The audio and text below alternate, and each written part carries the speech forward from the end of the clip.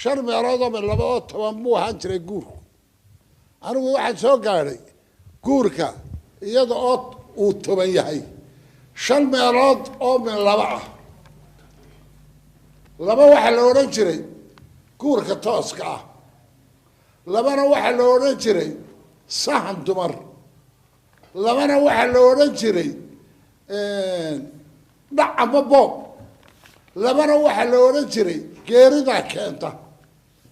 labana waxaa la odhan jiray bogsiin labada laydhaa bogsiin ka soo qaad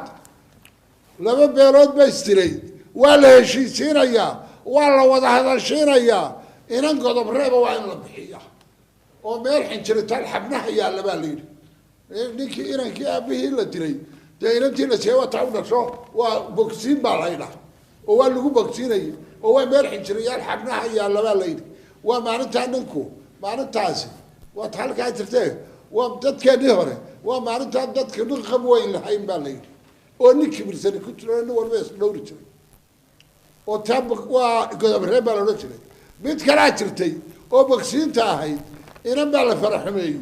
nin baa kubtiya waxbaa imika waxaa la sheegaa inan lagu sameeyey dee bergii hore jeelmuu jiray ninka lagu xidhaa in labadii qabiil istiraan iyo in ninkii inantii uu kaxaysto u guursado ayuunbay ahayd dee quruxeeda waxdubay qaraadka u ritaabaa la odhan jiray amaa quruxeedii qaribade ila waa faraxumayso quruxeedi waa dishay quruxeeda waxdhibay qadaadka u ritaabaa la odhan kaasina qadaadka u saaray oo labadaana bogsiin baa la odhan jiray labadaa labana geeridaa keento waa dumaasha iyo xigsiisanka labadaana haddaba waa dhaqankeenii garadaan soo gaadhay anugu labana waxaa la odhan jiray waa dhacabo waa boobo waa kuwii inan waa la nin bay raaci jirtay oo way la tagtay dee reer baa kusoo tabcen maaha iska kaxaysto waa dhac mid ka daran baa jirto la odhan jiray dhabargaraac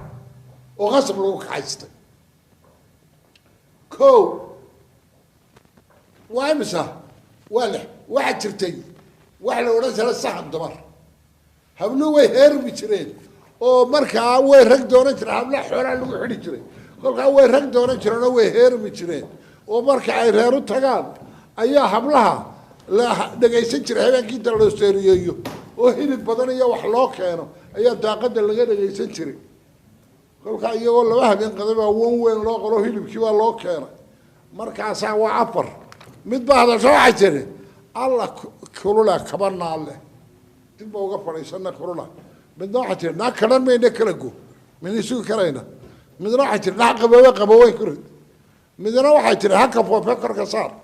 horta tii tiri kaba naalle ee dib uga fadhiisatay iyo tii tiri haka foofe korka saar baa la guursaday habeenkii labadii kale ee balwadooda u daacad ahaa yidhi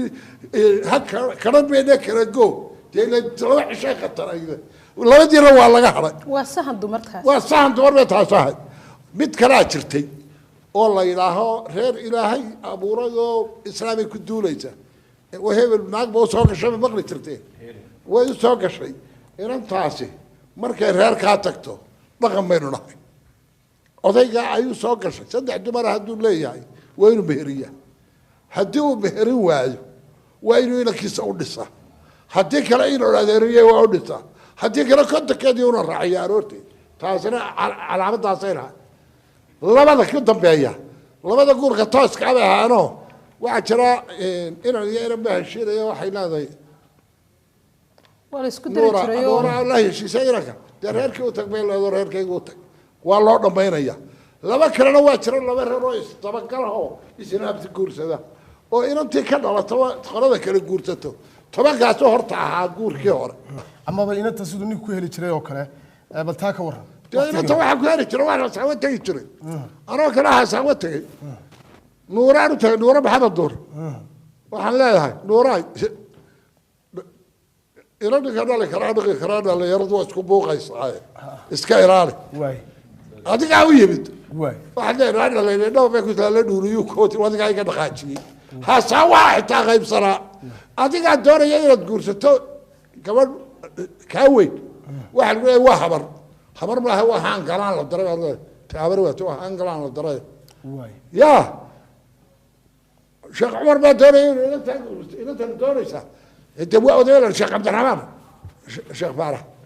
وأضيء وين بلد ده إذا تبى يضع على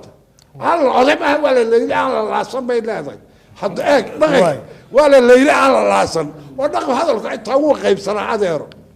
مركا كوركا أنا وحيابها المقرأ يبك من أباي أول قبل أي شيء أو كوركا أي شيء أنا طلع أبتريو أو قبيل كوغل إيجو أو قبيل لا راعو أو قبل أي شيء الله يرحمه من أباي بسوا كاري أو أنت أو وروح لا راعو أو يلا ينهوا ينقروح بدنا وعي كاسة أو صدق أباي بسوا كاري أنا واحد سوا كاري سوا قبل ما هذا أو تذكر بك لا يقبض يقبض هذا بي وحين نازو سوا كاري حتى ما تصدق الآخر وأنا سوا كاري تن ما أنت واحد ما يجينا كيجا سوا كاري دي أنا قلت بس سوا كاري دي تصدق ده كله هو ده بهرنا يا فرطة ما يجينا كيجا سوا كاري هذا وجهي بقى كواك